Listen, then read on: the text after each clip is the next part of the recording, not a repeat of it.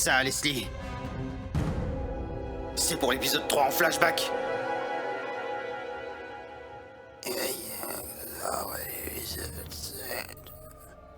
Hein? Il y a encore l'épisode 7. Non!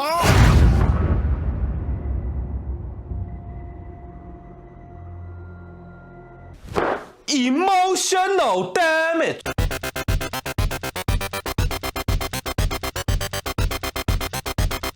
Bonjour, bienvenue dans le décrassage de l'épisode 7 de The Acolyte. Pas vraiment besoin de rappeler ce qui s'est passé précédemment puisque l'épisode que nous allons voir est un flashback censé retracer les événements de l'épisode 3. Parce que les chants tout pourris de l'épisode c'était pas assez et fallait y revenir. Bon, réjouissons-nous, on va peut-être retrouver Josiane qui nous a quand même bien fait rire. Annie Seiya usera-t-elle encore de son extrême mauvaise foi? Coryl sera-t-elle énervée à toute heure de la journée? Les jumelles seront-elles aussi imbuvables que dans l'épisode 3? Tant de questions qui seront peut-être répondues dans cet épisode 7. On revient donc sur la planète Brendog 16 ans plus tôt, donc à la même période que l'épisode 3. On peut donc d'ores et déjà supposer que cette fois-ci on aura des points de vue différents et qu'on se concentrera sur celui des Jedi. L'épisode s'ouvre sur Sol avec sa vieille coupe de cheveux qui se prend pour Marc Vera à cultiver de la mousse pour le menu du midi. Oh, belle découverte! Les pierres, c'est une plante diabolique. Trinity est là aussi, tout comme Kelnaka, qui lui a paumé les clés du vaisseau hier en cherchant sa monnaie et qui est donc logiquement de corvée pour réparer sa bévue avec un détecteur de métal. On comprend rapidement que les Jedi sont sur Brendog pour y faire des analyses. Parce qu'apparemment il faut 18 plans différents pour qu'on comprenne bien qu'ils font de la recherche. Ils font de la recherche. Regardez, de la recherche. Tiens d'ailleurs Torbin est bien présent aussi et il a l'air saoulé d'être là. On dirait moins un spectacle de magie. Ouais, au moment du barbecue du soir, l'impression est confirmée puisqu'on a une scène dans laquelle Torbin chouine comme un enfant pourri gâté. T'as qu'à dormir, Torbin. T'as l'air doué en la matière. Torbin se plaint que la mission est chiante et qu'il a envie de rentrer à Coruscant. En plus de ça, il affirme qu'il trouve rien du tout sur place et qu'en cette semaine, ça fait beaucoup d'épisodes de Koh-Lanta à rattraper. Ah! Torbin, tu sais quoi, je compatis un peu quand même. La mission, elle a pas l'air très excitante, et en plus tes collègues ils sont complètement à la rue, puisqu'en cette semaine ils ont pas vu l'immense forteresse du couvent des sorcières qui est juste là. Le truc est pas hyper discret, hein, mais apparemment l'illusion fonctionne bien. Bon, c'est sûr que si Kelnaka il levait la tête une fois de temps en temps au lieu d'essayer de trouver des vieilles pièces, ils auraient peut-être détecté la forteresse plus rapidement. Mais bon. Calm yourself, Padawan. Ah, comment dire ta gueule petit con dans l'univers Star Wars. 100 years ago, this planet was catalogued as lifeless. Bon, après, c'est vrai que la vie a pris quelques milliards d'années à se développer sur Terre, donc une planète où ça se développe en 100 ans, c'est quand même quelque chose. But if only I knew that what we were doing was somehow important. We are looking for a vengeance. What's the versions? En cette semaine, t'as pas posé la question? Visiblement, les Jedi sont sur Brendog afin de découvrir une vergence. Oshal, on a trouvé une avec Quamir et c'était plutôt facile. Non, alors les vergences, c'est une concentration de force à un endroit précis qui serait en mesure de créer la vie. Donc les Jedi sont là pour étudier la vergence. Ok. Par la suite, les Jedi se séparent afin de couvrir plus de terrain pour leurs analyses, et c'est là que Saul tombe sur les deux jumelles. Et il constate qu'elles maîtrisent la force, alors il est tout interloqué. Oui, parce que bon, c'est une planète entière, mais fallait qu'il leur tombe dessus. Pendant qu'il suit les jumelles, il tente de contacter Indara, mais comme d'habitude, j'ai envie de dire, les communications ne fonctionnent pas. Can you read me? Alors il entreprend de poursuivre sa filature tout seul. Il cherche à accéder à la forteresse, mais il n'a pas les codes d'accès, du coup il va devoir pratiquer l'escalade en free solo. Ah, et on apprend que c'est bien lui qui avait fait un bruit pendant l'épisode 3. C'est fascinant.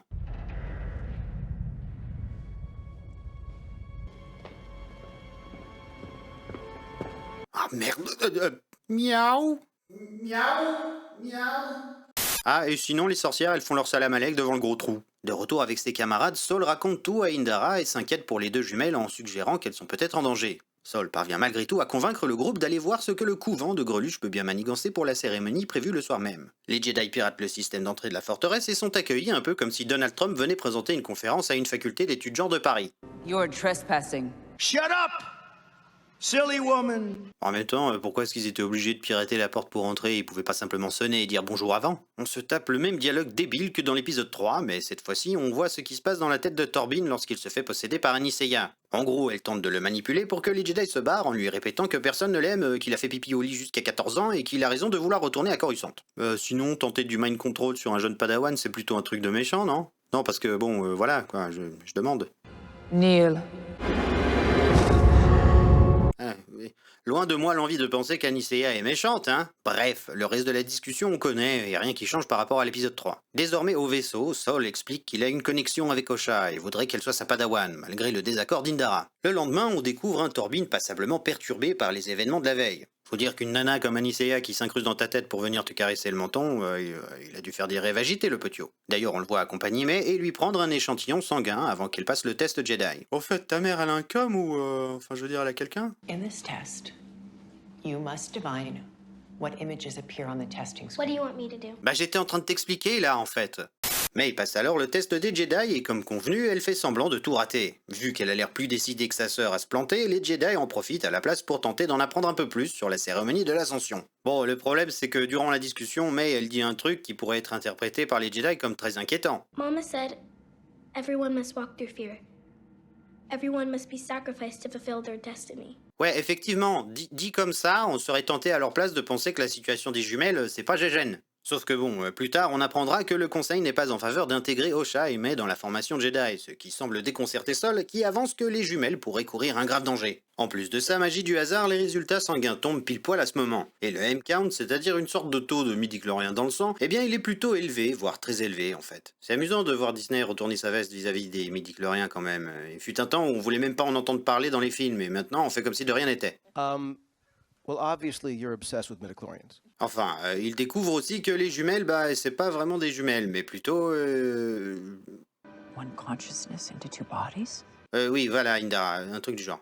Du coup, on peut en déduire que c'est la fameuse vergence qui pourrait être le facteur facilitant la création des deux jumelles pour en faire des sortes de clones. Le couvent des sorcières, c'est juste des Raéliens qui ont réussi à cloner quelque chose en fait. Emballé par cette nouvelle, Torbin pète un câble et imagine que c'est sa porte de sortie pour foutre le camp de cette planète et se barre sans aucune explication. Alors déjà, Torbin t'abuse. T'es en mission, certes, tu t'ennuies, mais enfin quand même, c'est pas une raison pour partir à ce point en vrille. Non, parce que là, il prend un des speedbikes et il met les voiles. Je sais pas vraiment ce qu'il compte faire tout seul. En fait, j'aurais adoré être présent pendant une lecture du scénario.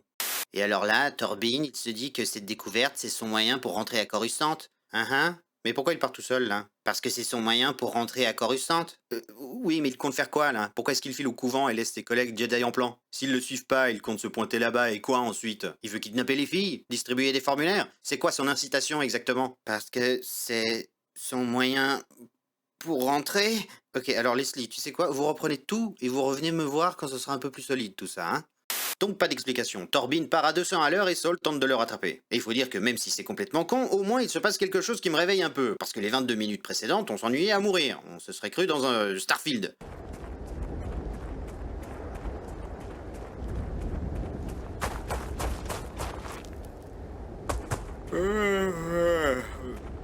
Merci Bethesda, hein. Merci.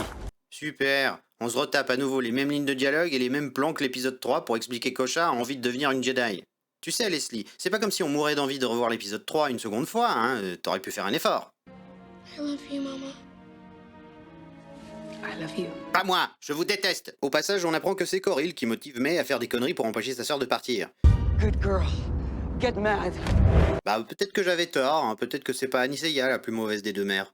The girl has yet to discover the power she holds. It's not her decision to make. But is it ours? Oubliez, j'ai rien dit. You cannot allow Osha to go. Josiane, tu la fermes, t'as pas le droit au chapitre. Her wish must be considered.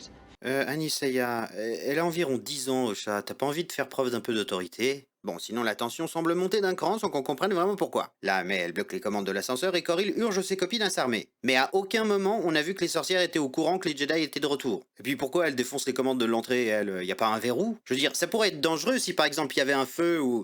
Ah bah oui, puisque l'ascenseur ne fonctionne plus, Sol et Torbin décident d'escalader la forteresse. Et si jamais, aucune remontrance de la part de Sol envers Torbin. Mais t'es con, pourquoi t'es parti comme ça, toi? C'est mon moyen pour rentrer à Coruscant. Avant, on avait...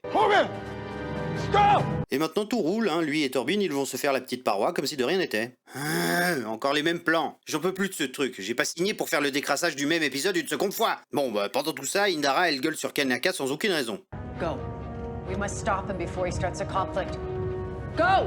Ah oui, bah je suis en train d'y aller, Indara. T'as bien vu que je me suis levé. Oh. Les sorcières, elles se préparent à la bataille. Et puis on a Anisea qui arrive comme une fleur et qui dit qu'il faut pas utiliser la violence. Alors, excuse Anisea, mais prendre possession d'un padawan et puis tenter de lui retourner le cerveau, c'est peut-être pas de la violence physique, mais je vais pas non plus appeler ça de la bonne diplomatie. Ah, et sinon, pour confirmer que cette série nous prend sacrément pour des jambons, il faut savoir que May n'avait pas vraiment envie de cramer la baraque. Elle a eu juste envie un tout petit moment et après, elle avait plus envie. Ensuite, elle est partie en criant. Ta gueule! Sol et Torbin tombent sur la bande de Mackerel. Ça, c'est une macabre. Someday, those noble intentions you will have will destroy every Jedi in the galaxy. Ah super, le culot de cette série continue. En fait les sorcières, elles avaient déjà deviné ce qui allait se passer dans la menace fantôme, parce que bon, fallait bien faire une référence, voyez.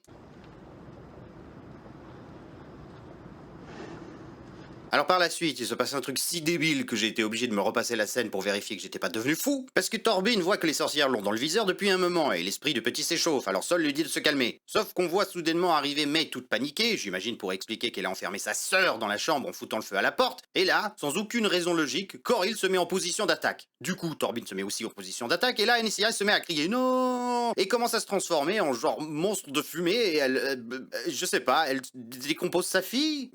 Je comprends rien mais c'est pas grave, parce que Saul voit l'autre se transformer en démon tout droit sorti d'une paralysie du sommeil et constate que May se fait désintégrer aussi, alors il décide d'agir. Ni une ni deux, Saul envoie un bon coup de sabre laser dans Dormammu des enfers et je vois pas le problème. Parce que c'est encore plus ridicule. Après Anicia, elle est là.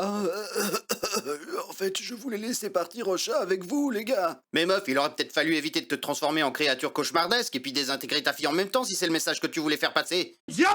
Et est-ce qu'on peut parler des sorcières qui étaient là avec leur arc et qui ont servi à rien? C'est bien joli de décocher après le moment fatidique, les filles, mais il aurait peut-être fallu faire quelque chose de plus utile avant, non? It's so dumb. Ensuite, qu'est-ce qui se passe? Ah oui, Coril veut se battre contre Sol, mais celui-ci refuse le combat. Mais après une série d'explosions dans la forteresse, qui, je le rappelle, a été provoquée par un petit feu de merde sur tout un bâtiment en pierre! En pierre! Coril se transforme alors en fumée, et apparemment le couvent de Grognas a pris possession de Kelnaka grâce à je sais pas. Ça doit être un type de yoga que je connais pas. Ah, on aura vu le fameux Wookiee Jedi en action, mais que dans un flashback. C'est super, et visiblement le Wookiee ils l'ont nerfé juste pour l'occasion, parce que dans mes souvenirs, les Wookiees ils ont une force physique immense, mais là Torbin il arrive à retenir le sabre laser de Kelnaka à la force de son petit poignet. C'est fantastique, il a 0 levier, mais c'est suffisant. Et puis Sol aussi, il devrait clairement pas faire le poids physiquement, donc peut-être que ce serait bien d'utiliser la force, non? Hein? Ah ben non. Mais heureusement pour tout le monde, Trinity est de retour, et elle parvient à sauter sur Kelnaka, et je sais pas non plus, elle arrive à faire une sorte de force exorcisme pour que le Wookiee retrouve ses esprits. Ah, c'est pas vrai! Elles ont toutes crevé parce que Trinity, elle a fait un petit hochement de tête. Eh, il est bien beau le power of many. Il s'est fait dégommer easy par le power of one. Allez, du balai les macrales. Vous étiez nuls et vous allez pas nous manquer. Et maintenant que Kelnaka a retrouvé ses esprits et que les sorcières sont capoutes, Saul part à la rescousse des deux jumelles. Saul, conseil, je suis pas Jedi, mais au lieu de soutenir les deux bouts du pont cassé avec la force, tu voulais pas retenir les filles plutôt? Enfin, je veux dire, elles sont plus légères que cet énorme truc en métal, non? Et autre conseil, au lieu de crier, tu veux pas dire aux filles de reculer? Ou je sais pas, tu retiens au chat et tu dis à May de reculer? Enfin, trouve autre chose, quoi! No. Résultat des courses, il choisit Osha et laisse tomber May, parce que tout le monde dans cette série est complètement débile. Oui, je sais, je l'ai déjà dit plein de fois, mais ça vaut la peine de le répéter quand même. La scène se termine et on passe à la dernière, présentant les Jedi dans leur vaisseau, en compagnie d'Osha, inconsciente. I wanted the twins to be safe. With no thought of the consequences. Ouais, alors excuse Trinity, hein, mais quand May, elle te dit ça, Everyone must be sacrificed to fulfill their destiny. ça pourrait quand même laisser croire que leur cérémonie de l'Ascension, ça visait à balancer les jumelles dans le gros trou façon sacrifice Maya, hein. Brenda? Et puis c'est sans évoquer le fait que Saul, il a vu les deux jumelles être à deux doigts d'être énuquées sur des marches en pierre. En pierre! Qu'Anicia, elle est rentrée dans la tête de Torbin pour le manipuler, qu'elle s'est transformée ensuite en monstre terrifiant en essayant de désintégrer sa propre fille, que les sorcières ont pris possession de Kelnaka pour buter tout le monde, et j'en passe. Enfin, je suis désolé, Saul, il a peut-être la puissance de calcul d'une poule quand il faut prendre des décisions à certains moments, mais là, je vois pas trop comment on pourrait lui jeter la pierre. Pierre! Je veux dire, le but de l'épisode, c'était quoi? Nous montrer que les Jedi, ils ont merdé et par extension, ils sont pas si gentils? Bah, c'est loupé, hein. Je trouve pas vraiment que les Jedi, ils aient quelque chose à se reprocher, pour être honnête. Non, mais c'est fou, cette série, hein. À chaque fois, je pense avoir vu le pire épisode et ils arrivent encore à me surprendre. C'est systématiquement débile, mais c'est toujours inattendu. Before you throw yourself at the mercy of the council, ask yourself, why? Bon, bah apparemment ils vont pas tout dire au Conseil des Jedi parce que, je sais pas, ça pourrait potentiellement impacter l'intégration d'Osha à l'Académie des Jedi. Ouais, la Trinity, je vois pas trop en fait. They started a fire.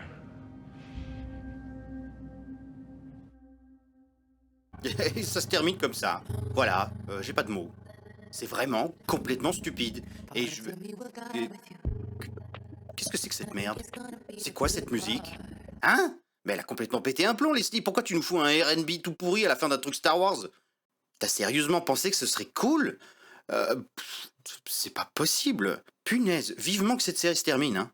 Ah, mais au fait, Torbin, il s'est foutu en l'air des années plus tard. Pour ça, les mecs de chez Disney, ils ont regardé le même épisode que moi, ou... Enfin, il a rien à se reprocher, Torbin. Il s'est fait manipuler par l'autre andouille, et après, bon bah c'est parti en steak, mais ça justifie pas vraiment de faire l'ermite qui dort pendant 10 ans et de s'envoyer le poison de mai en disant qu'il est désolé. Enfin, Oh, puis j'arrête, moi. Regardez, ça fait un moment que le générique y tourne, et je trouve encore des trucs à reprocher à cet immense navet. Des millions, les amis, hein. On a mis des centaines de millions dans ce truc, hein.